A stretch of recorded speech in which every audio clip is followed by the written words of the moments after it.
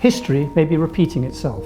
Donald Trump's claims that the United States faced an imminent threat from Iran's long-range missiles and that Tehran was weeks away from developing a nuclear bomb echo the arguments used to justify another war, one that was later proved to be based on entirely false premises.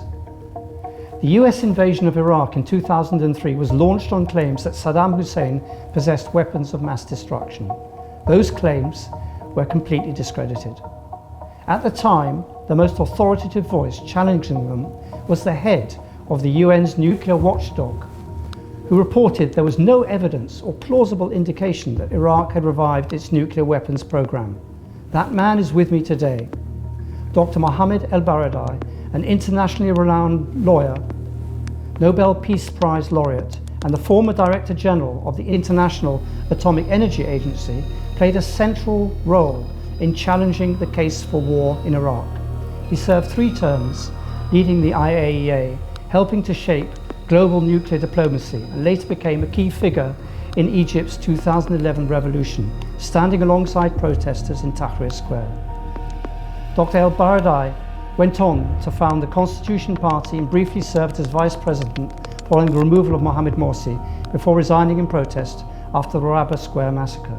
He has since returned to Vienna, where he continues to speak out on international security, nuclear proliferation, and the risks of a regional war. Dr. ElBaradei, many Iranians and people outside Iran perceive that the IAEA is losing its neutrality, noting it failed to explicitly condemn the first attacks on their uranium facilities in June, while simultaneously releasing reports on Iranian non-compliance. Do you share this view that the IAEA is losing its authority? And if you were still Director General, how would you have handled this crisis? David, first let me welcome you here in Vienna. It's a pleasure to have you here. I don't agree. I think the IAEA is currently used as a scapegoat. The IAEA is a technical organization, of course, advising in a political context, a very sensitive security context. What the IAEA has said, and this is I need to repeat, there is no structured nuclear weapon program in Iraq. Forget all the other details. In Iran? In Iran, sorry. And that was the crux of the matter. They have serious issues of clarification, which we have been having with Iran for many years. Lots of them has been clarified in 2015, came not clarified and closed, in fact. Then we have the JCPOA, which, in my view, was the way forward. So I have seen that during my time at the IAEA.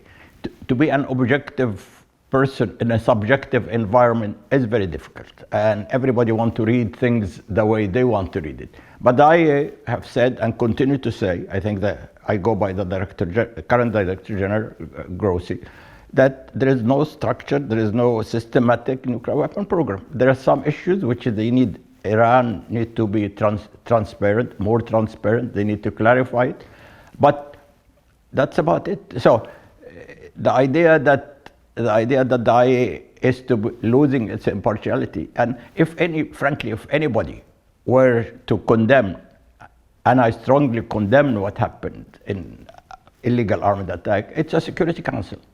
It is not the IAEA, and the Security Council is completely paralyzed, completely irrelevant right now. So get the IAEA out of the way. The IAEA should continue to do what it is good at to do, is systematically inspect activities and make sure that everything is in for peaceful purpose. You famously took the WMD card away from the Bush administration in 2003. What are the similarities and the differences between how you dealt with Bush on Iraq and how Trump is dealing and Israel is dealing with Iran now? Are there any justifications for this war? And is Iran actually in breach of its core agreements? Unfortunately, David, I see a lot of similarities. We have gone, Hans Blix and I, through a very difficult time when we saw a complete deception. We were on the ground. We didn't see any nuclear or chemical or biological weapon program at that time in Iraq, and yet the Bush administration continued to give this flashy, as you remember, flashy briefing at the Security Council that here is some nuclear, here is some biological, and they went to a war, destroyed a country. Hundreds of thousands of people died, innocent civilians, because of lack of medicine, because of lack of food, and then later on they said, "Oops, there was nothing," and I see a lot of similarity here. When I hear Mr. Trump yesterday saying that Iran right now is 2 weeks away from a nuclear weapon, I don't know what to, I got depressed, frankly, because I know the meaning of that. The meaning of that innocent civilian will die. And that's exactly what happened in Iraq. Where is the beef, as they say? They keep saying it's 2 weeks. And when they say about this war, what's the objective of this war? We heard like 4 or 5 reasons for this war. It's a regime change, which is again illegal because it's not your business to get from outside. It's a human rights issue. Yes, there is a major human rights issue in Iran, but it is not for you to fix it. It's for the Iranian to fix it. It's a missile, and then this missile program, but then the missile program is not illegal. And they themselves saying now it's a regional issue, which is correct. So you don't really know why are they going there. And right now, as you can see, it's becoming even more ridiculous. I mean, their most close allies told them, "You are on your own. You broke it, you fix it." And all right, we are here, but how we are going to end this? And as we were talking about, I mean, the system is falling apart. I mean, when now extrajudicial killing is becoming normal, and you get a president or a prime minister saying, "I want to tell you that we killed Mr. So-and-so, a politician or a nuclear scientist," and people don't react. Well, we have no humanitarian law in place.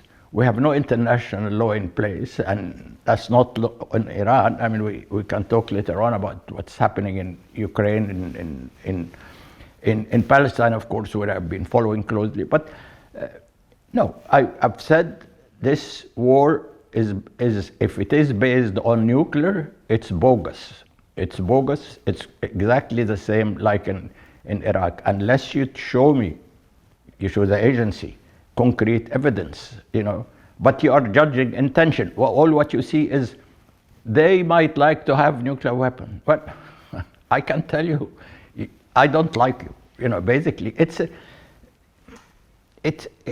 I mean, war is the worst thing one can reach, or can launch, and after every other option has been exhausted, and we know war is evil.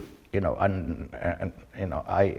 have a lot of respect for Pope Leo, who keeps saying that every single day. He's the best politician right now. He's telling them, "You are not going to achieve anything from this war. War is just horror," and we don't seem to learn. I mean, so to cut it short, this war is illegal, is horrible, will not achieve anything. It will even, in my view, make a place like Iran more hawkish, and people, there is a difference between don't like a regime and feel for your home country. When the Iranian liberal and conservative and everybody else feel that they're being bombed, that their cousins have died, that their neighbor have been maimed, they all get together. And when they see somebody like Larijani, which I know very well and I work with him for years, he is clearly, different. We hail from different perspective, but he is a politician and he's a pragmatist. People don't even know. He has 4 books on the philosophy of Immanuel Kant. I mean, he's a philosopher also. Ideologue, yes, but this is the kind of people you sit together around the table and say, what is your grievances, what is our grievances, and let us fix it. People forget that why Iran is coming to where it is right now. Didn't forget that 1953, when the CIA and MI6, got rid of Mossadegh, through a program called Ajax and a program called Boot.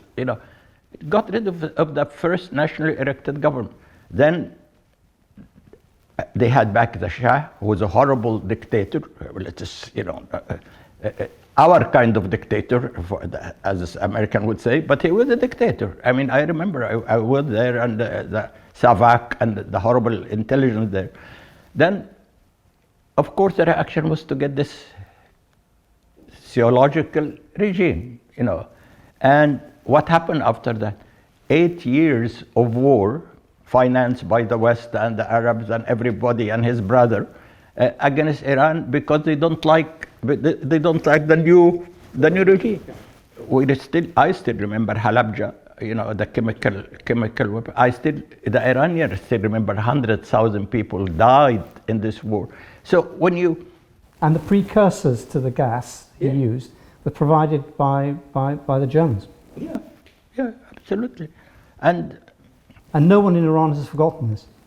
Sorry? No one in Iran has forgotten this. No, they haven't forgotten it. And why Iran started to look into nuclear, it was after this war.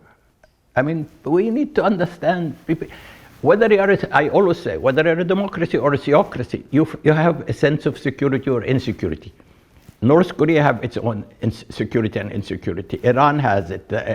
UK has it. And Iran started to look into nuclear, as we know from our work at the agency, after this 8 years war, and said, well, we need to protect ourselves. And however, again, I should say that in my judgment, at least, and what I heard from them from day one, since 2002, when we started to discover this program, they said, we do not want to be a nuclear weapon, but we want to show that we can be a nuclear weapon.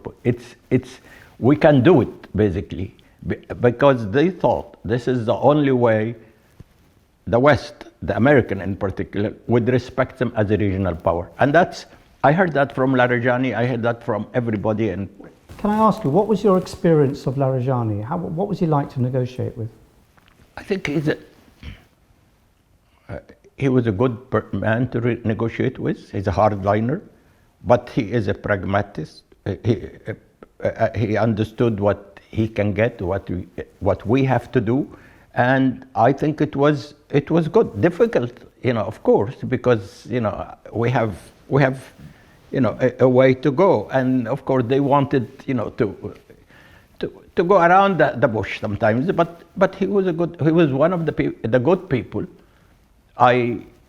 He understood profoundly the issues. He understood profoundly what he wanted to get, and I think we lost him.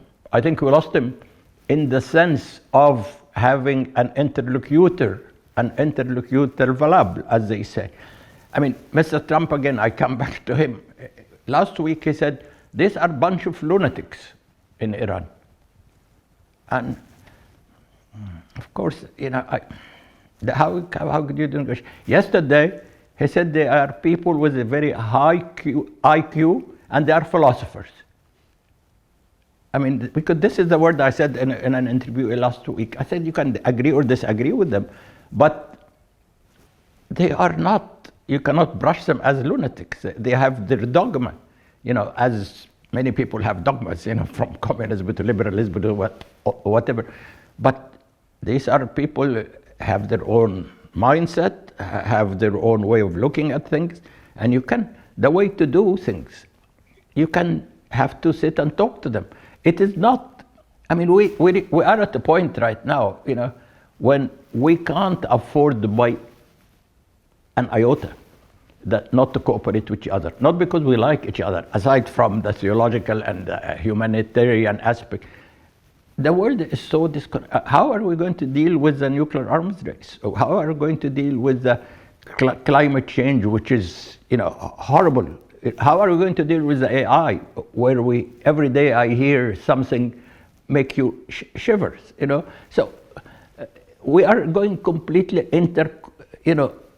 completely on the right direction, completely in the wrong direction in all this. It's spiraling out of control. It's spiraling out of control, and you're losing all the institutions that has been developed since 1945, to save the succeeding generation, as they say, from the scourge of war. I'll ask you a bit more about that a bit later on. Just to stay with the nuclear issue, you've said that the JCPOA, which you helped negotiate, was working perfectly before Trump walked away. How do you evaluate the EU's recent decision to implement the snapback sanctions clause? As an expert, does the fault for this escalation also lie with the Western side, or just purely with the Iranian side? I think the snapback is in my view, is completely wrong. It's again a sign to me, a sign of arrogance.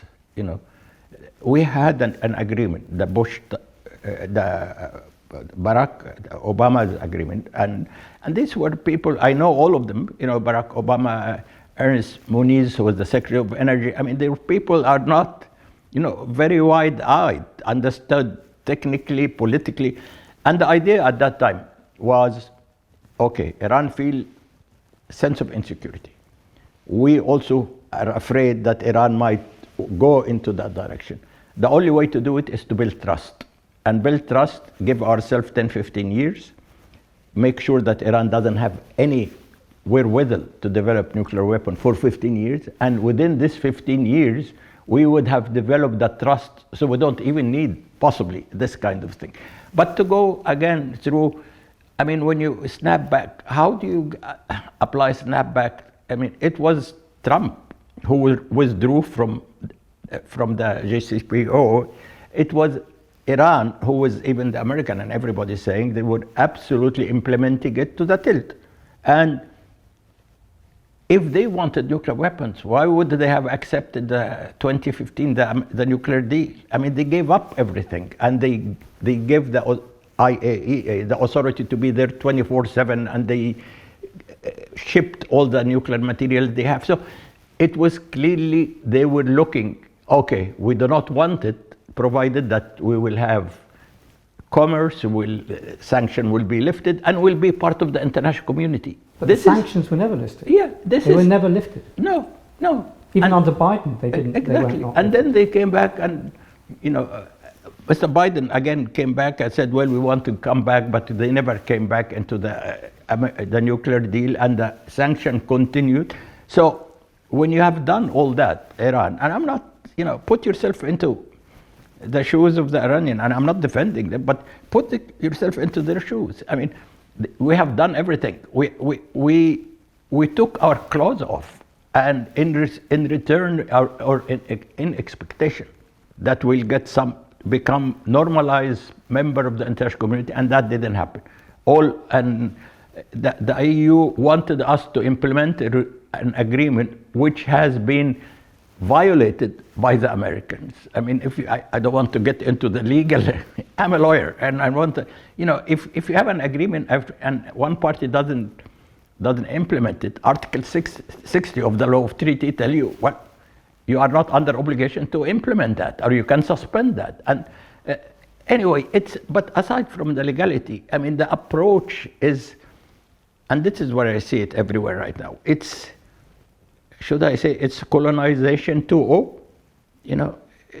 I mean, we finished with the colonial period, but we are getting into another more sophisticated type of colonial, that you have the North and you have the global South. And standards are completely different, in so far as international law, in so far as economic development, in so far as everything. And I always used to say also, we might be poor in the South, but we're not stupid. We see that. We see what is happening. And then don't expect that you say, oh, they are becoming terrorists, they're becoming extremists, they're becoming theologically hardliners, whatever. But don't you ask yourself, I mean, we hear that all the time. We hear that about Hamas, we hear that about Hezbollah. We now hear it about Islam as well. Yeah, about Islam. I mean, I hear it now. There's no shame any longer now. You hear members of Congress saying Islam is incompatible with the Western values. Thank you and goodbye. This is at least 10 years ago. They were, even if they believed that, they could not say it. But now, it's in your face. It's that, as Huntington talked about, clash of civilization. Well, it's not really. It's an artificial clash of civilization because we have these extremists who are trying to, make things impossible to live together. I mean, I'm a Muslim, and a lot of these guys here probably are Muslim or Copt or Jewish. I mean, it doesn't matter. It doesn't care. We are just human beings. We have to live together. Whether I go to the mosque on Friday or to the synagogue on Saturday, what does it matter? We have the same values. We have the same fear, same aspiration. We want the same for our kids. But that's not happening right now. That we have an attack, in fact, a vicious attack also, not only on the international system, but also even on the national system. Nobody talks any longer about human rights or democracy. Have you heard anybody in the last couple of years? I mean, these people who really were telling us every other day, and I support them, of course, I support them. I'm a firm believer in human rights and democracy. And all my life, and I will continue until I die. But they don't talk about it any longer. Once we started with Gaza, then it's not. Then it's a different values for you, the natives. I call them the natives. We are the natives, so they apply something else for us. That is, where do we go with this?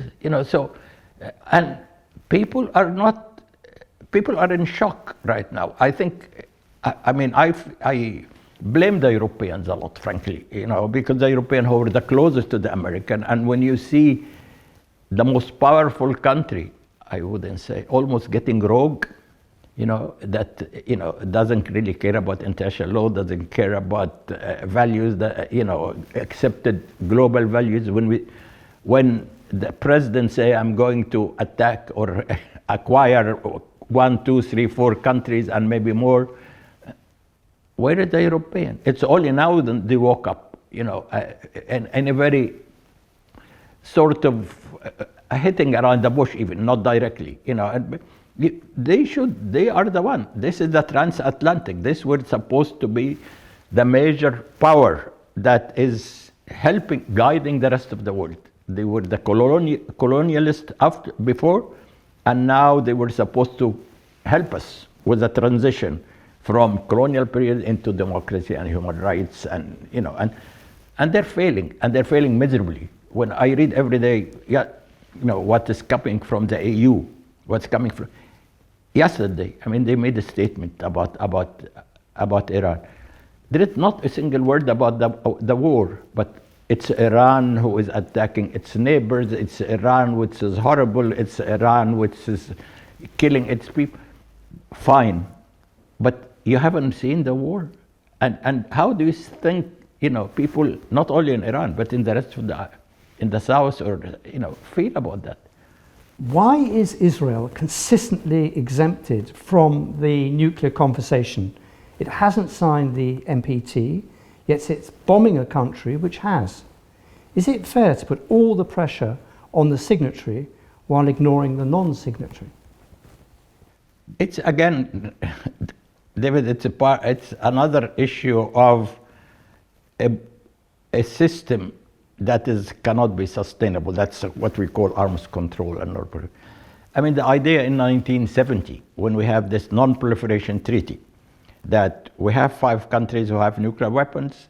They committed themselves to go for nuclear disarmament. In return, everybody else came into the treaty committing not to have nuclear weapons, except India, Pakistan, Israel.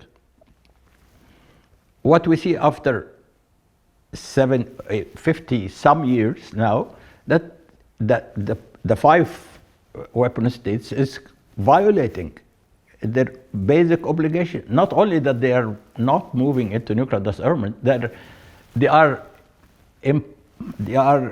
refining their nuclear weapon arsenals. All the 9, except also including, of course, the 4 who are outside of the NPT. Everyone is refining, using the AI, doing hypersonic delivery system.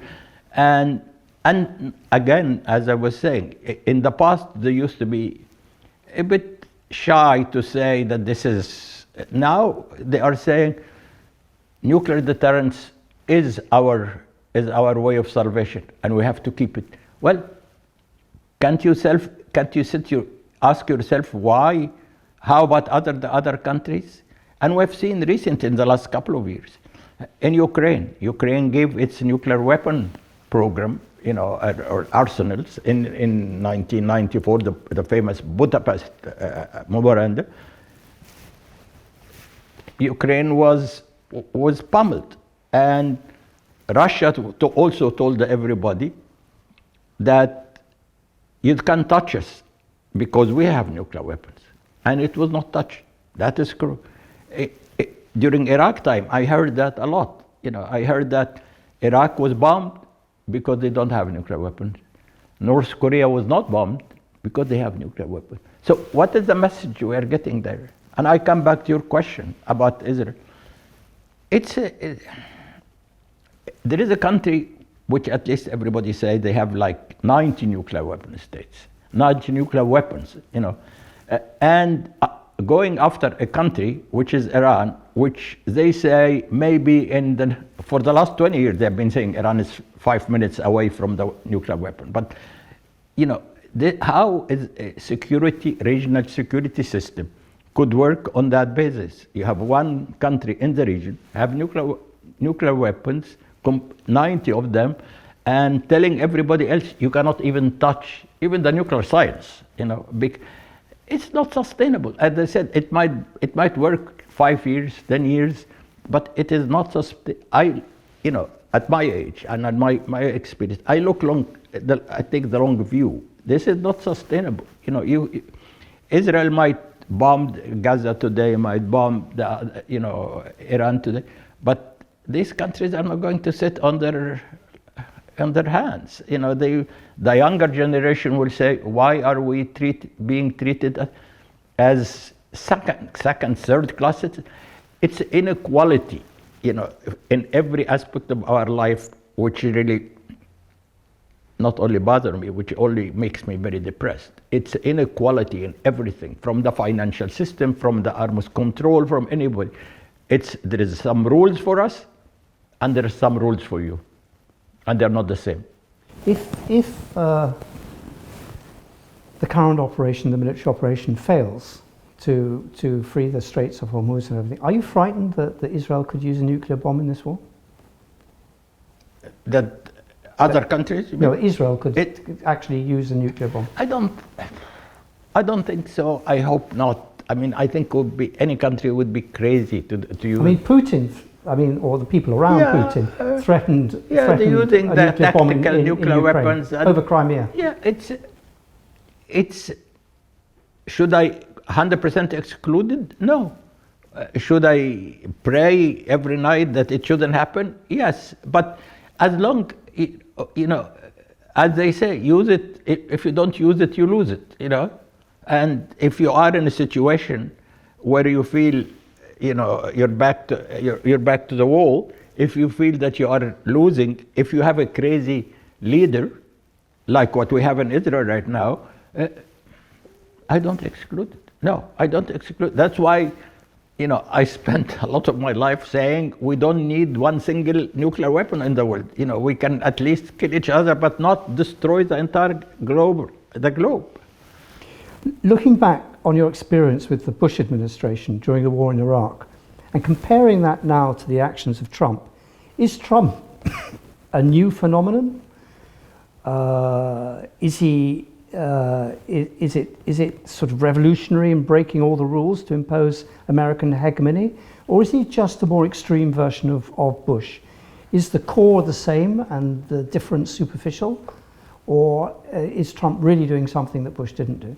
I think they're different. I mean, again, maybe this is a little bit artificial, or superficial based on my experience. During the Bush time, during Colin Powell and Condoleezza Rice and others, they were trying hard to say that what we are doing is in accordance with international law. They were not, they went to the Security Council, I remember after Colin Powell, went to Security Council, and I realized that he himself was rused. He told me, I spent a week at Langley, the CIA, and if I had to write a speech based on all what they have told me, I would have spent a week talking. But then he realized that he was himself rused by that. And we still maintain the contact afterward, and he said, unfortunately we didn't have a chance, let's have a lunch or dinner when you come to Washington to reminisce. I mean, some of them at least, and some of them, felt that they were actually rused by intelligence, by the new cons, whatever. But they always wanted to make sure that or pretend at least, or link what they're doing with international law. We don't see that here now. I mean, or not only international law, multilateral institutions. I mean, they tried hard to get, during the Iraq time, a decision from the Security Council, but thanks to France and Germany at that time, they did it. And I should say a little bit us, Hans Blix and I, who said we don't see it. But this one, he said that all he talks about the UN when he talks about it is the escalator that didn't work, or the teleprompter, and he doesn't really, and I'm not just talking about him, but the whole administration doesn't really care about the UN. I mean, the UN is, when you see the resolution decision and now at the UN, it's usually 180 countries in favor and 10 against, and that's the US and all the little islands in the Pacific. That you can check that. But how does that work? And again, when he went to this war in Iran, where at least again during Bush time, this was the new cons was the result of 9/11. They thought that there is a huge conspiracy by the Muslim countries, by the Arab countries, and we have to teach one of them a lesson. I mean, that was the whole motivation of the new cons. Let us bomb Iraq because to told them you cannot do that to us as Arab or Muslim. This kind of threat, where is it now? There is, the US is becoming more and more powerful, more and more. The only game in town, and China is the other. But China is taking its time to building its economy, building its security. So there's no threat. Where is the threat when this war started? When is the threat? Iran was ready even this time, to give up something similar to the nuclear deal in 2015, give up all the nuclear, highly enriched uranium, low enriched uranium, no, they don't give any accumulation. They gave everything, and then they were bombed in the middle of the negotiation. Then the second time they were doing the same, they were bombed again in the middle of negotiation. So this is not about threat, about self-defense, about any of this junk. There is none. I don't know why, and I read now everywhere that nobody knows what Trump has in mind. What it keeps shifting. They thought apparently, and again, I read, and I can't really say that, but everybody's saying this is not really his war, this is Israel war, this is Netanyahu's war, who want to destroy Iran, because whether you like Iran or you left or you hate Iran, Iran is the only power right now that's standing to Israel, in fact, and he wants a completely flat Middle East, particularly with the extreme right government he has in because I don't, and that's because now you don't know why you enter into the war. You don't know how you are going to get out of the war. I mean, everybody is trying to tell Trump, declare victory and get out. But declare victory and get out after you killed like 2,000 people, after you destroyed a country, after even all the Gulf countries who went out with the road to establish a lot of new American bases. I mean, they are getting now pummeled in this regional war. It is a regional war, and it could even expand. I mean, look at the oil now, look at the food. I mean, I read yesterday that there is 45 million people who are going to go into hunger because of the Hormuz Strait, because there is no food, the chain of supply doesn't come. And also fertilizer. They're not going to get the fertilizer from. Yeah, and so does anybody care about these people? No, because where are these people? They are in Yemen or Libya, or so 45 million, that's okay. Let's talk a bit about the collapse of the global order. How do you evaluate Trump's actions in dealing with international institutions and harming the international order? Is the damage now out of control? I think the damage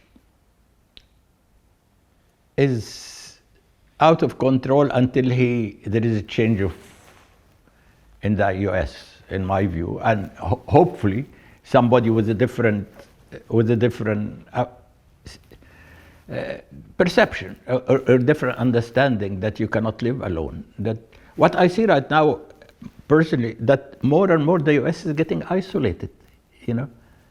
I mean, this whole thing about when all the Europeans are telling you thank you, people are trying, which is the natural thing of life, that people will turn around you, will just, but when I see the administration going out of WHO, which is supposedly working on, preventing another COVID or developing a good vaccine. When they walk out of the climate change, the Paris Conference, they are fighting science. I mean, it's not just a Security Council, they are fighting science.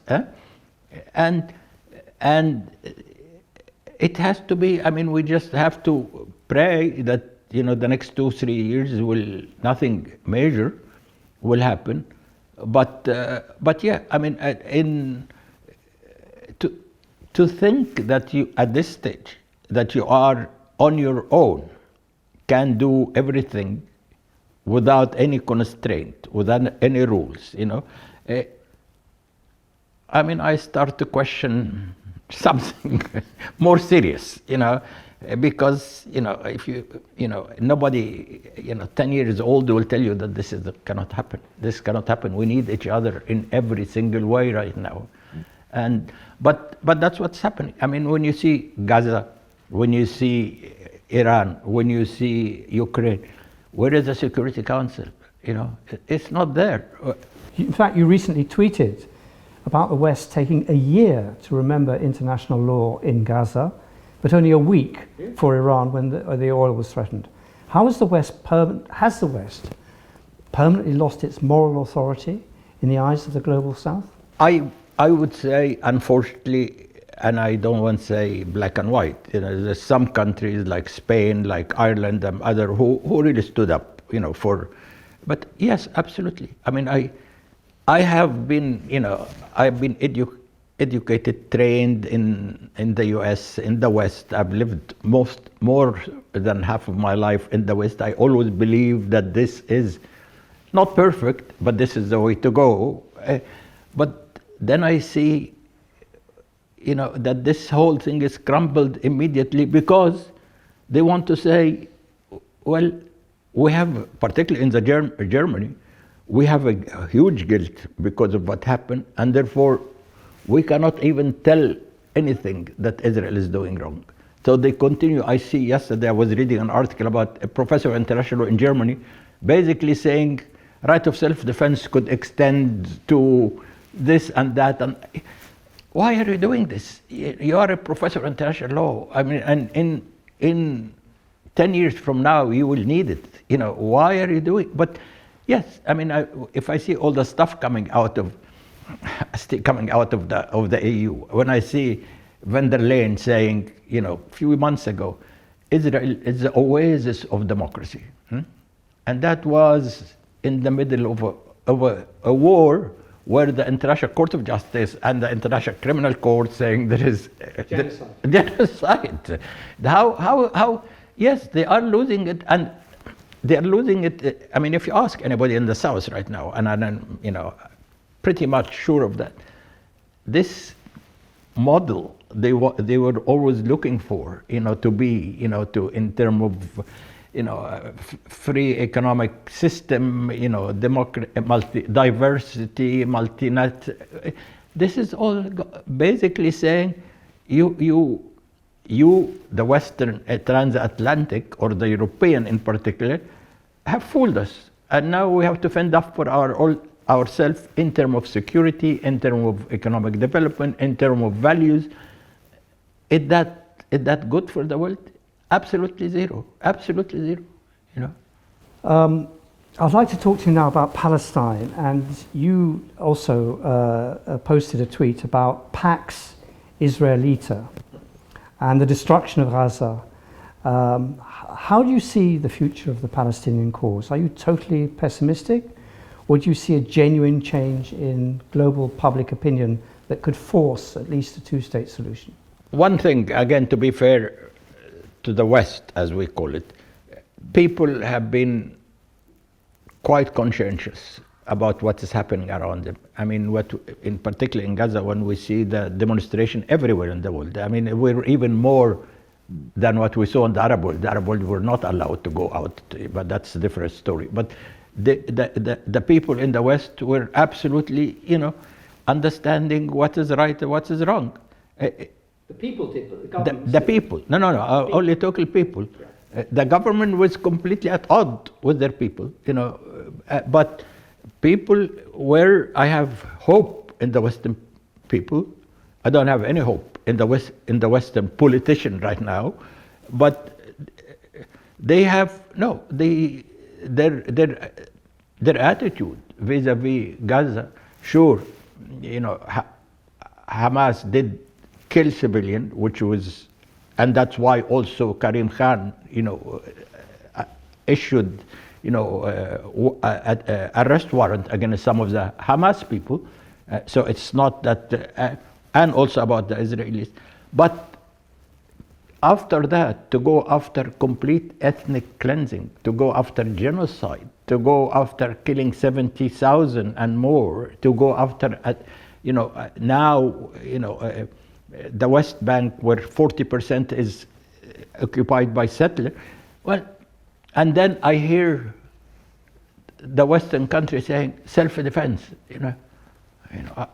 I used to teach international law, and that really was a personal insult to me. Then I wasted my life. If that is you who taught me what is international law, who taught me what is self-defense. I spent years at NYU Law School doing that and feeling very comfortable because people around me, professors and others, we were on the same wavelengths.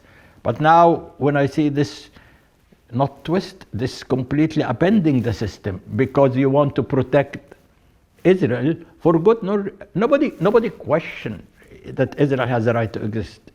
Nobody questioned that. I mean, the whole stuff about Iran want to say this to that, this is, I mean, you can see a lot of that like anti-Semitism or Nazism, but nobody questioned. But question Israel within the border of 1967. I was at the Security Council in 1967 when the resolution 242 was adopted.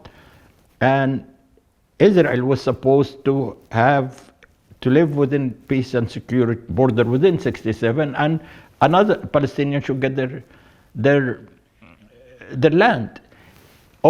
Since that time, with a lot of mistakes from Israel, of course, and the Arabs, I should say, creeping jurisdiction. Now the Israelis are saying there is nothing called Palestinian, there is nothing called a Palestinian state. It's all our biblical land since the year 3000. It's and the European and the American, of course. I mean, that's primarily the American who really have the clout to say. And America used to do that, in the 60s and 70s and 80s. Say, yes, we support you fully. We give you all the arm to have supremacy in the region, but you have to give what is due to the Palestinians, and that is disappeared. Mr. Trump is very happy to say that I've given Jerusalem to Israel. I'm very happy I give them the Golan Heights. I mean, these are things since 1947 saying Jerusalem should be corpus separatum, has a special status. Golan is part of Syria. But when you just walk around and smash every rule and every expectation, and then tell the people, you have become terrorist. When people get angry, when people feel sense of injustice, what do you expect them to do? Go to have a glass of wine with you at, when people get berserk, and I see that when I used to travel or go to the Middle East or to Latin America or to Africa, the deep sense of injustice and inequality is very deep rooted, and that's not the future. That's not the future we should look at. How do you view the current Arab role? The Arab states seem to be bystanders while things are being done on their behalf. Why do the Arabs look and feel so helpless regarding an issue that is central to their identity? It's a question I ask myself every single day, and I write about it at least in my little X accounts or whatever, or in lecture. The Arabs used to be, there is a sense of identity, that there is something called Arab majority states, that they have common history, common language. We have 100 things more in common than the European Union.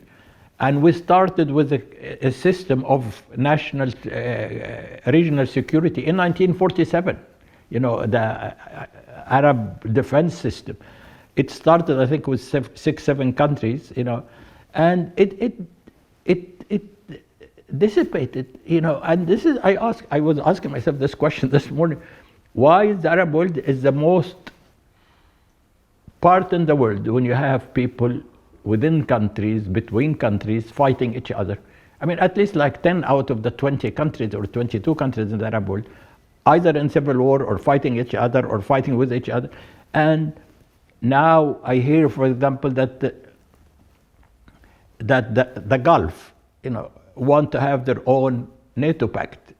Well, the Gulf is 26 million, people, The Arab world is 400 million. If you're going to have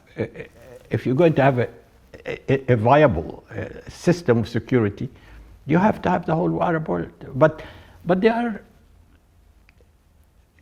and you cannot just continue to say this is a conspiracy. This is, gone is this time.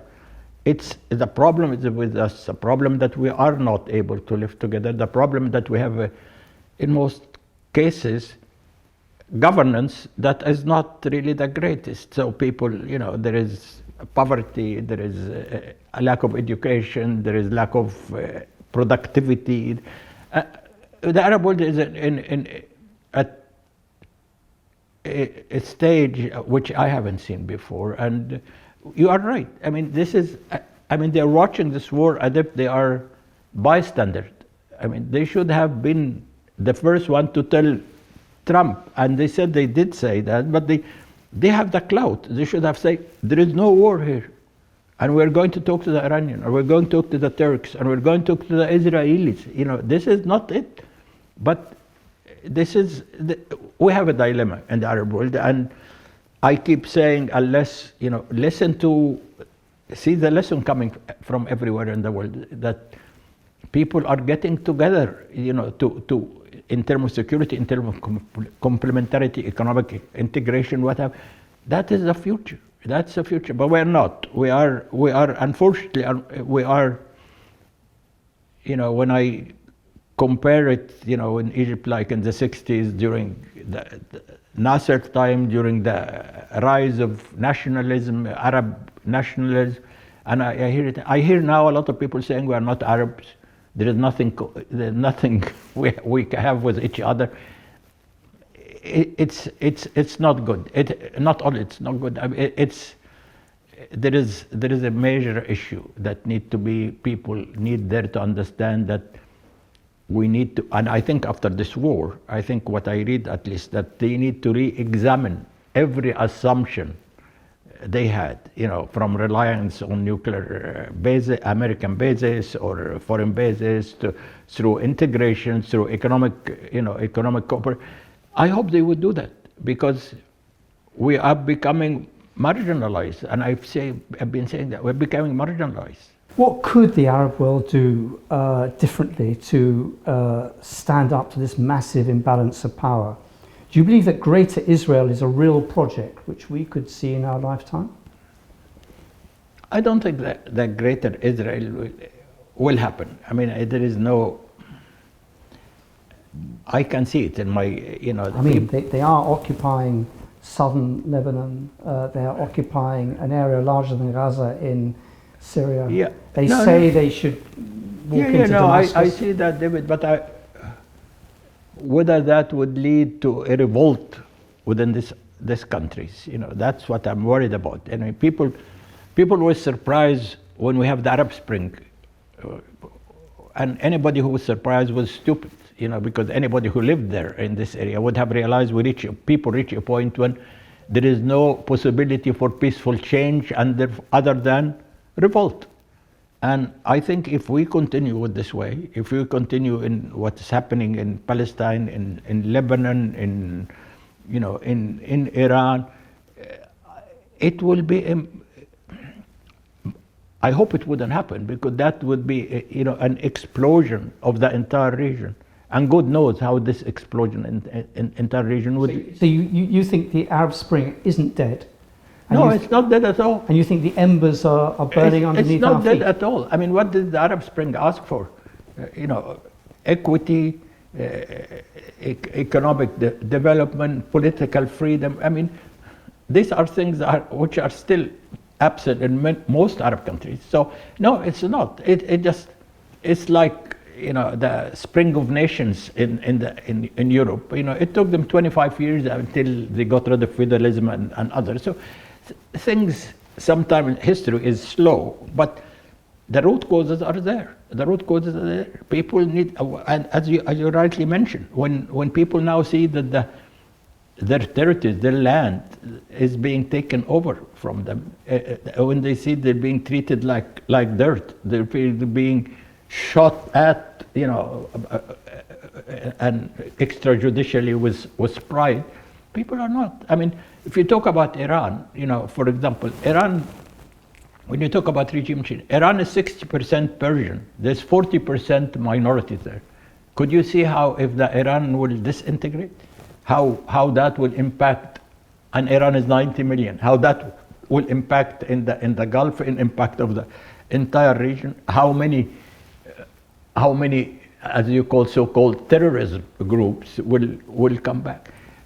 Obama, I still remember when after the Iraq war, and of course the result of Iraq was ISIS, and he said we need to learn when we shoot to aim. At least he was honest to say that, but it was a little bit late, because then we got ISIS and we got all that. So politicians need to have vision. Politicians need to understand, where are we heading? The world, in terms particularly of technology, and is developing so fast, and We have to come to grips with the climate. We have to come to grips with the AI. We have to come to grip with the arms race. We have to come to grip with the inequality, the horrible inequality, the 1%, the 1% of 1% who own half the world. Unless we do that, I don't want to say, I mean, of course, I don't want to say we're doomed, because but we are going through a very, very rough sea. Who is actually leading the Arab world now? Is it Saudi Arabia? Is it Egypt? Who is there to guide the Arab world? The Arab world is, unfortunately, is disintegrating. I mean, if you look at North Africa, there is a big fight between Morocco and Algeria. In Tunisia, there is a system, God knows, in which, again, the country is completely divided. There is now feeling that the Gulf is in a class of its own, so they don't need Egypt. There is even some jealousy, as we see it, between some of the Gulf countries' leaders, and Egypt is 1/4 of the Arab world. Egypt is historically was the soft power, basically a soft power, and the hard power, has to be part of course, an important part to lead the Arab world. With Saudi Arabia is also, a large country, but then there used to be Iraq, there used to be Syria, there are 4, Algeria. There's 4 or 5 countries who. Not a single person. We do not want a single person to lead, and cannot be a single person, but you have a consortium of the larger countries, supported by their people, empowering their people, telling the people they have a future, telling the people we will improve your standard of life, you will be able to express your views. When you see, as you mentioned, Gaza, when everywhere in the world people were out in the street expressing their views and demonstration, and in the Arab world you could not get out of that. That is, it just shows you, and you can't run a country without the support of your people. I mean, it's the people who should lead, and that is not yet happening in the Arab world. Thank you very much. Thank you, David, for having me. That was a great privilege to hear that. That was a marvelous interview. Thank you very much. Thanks.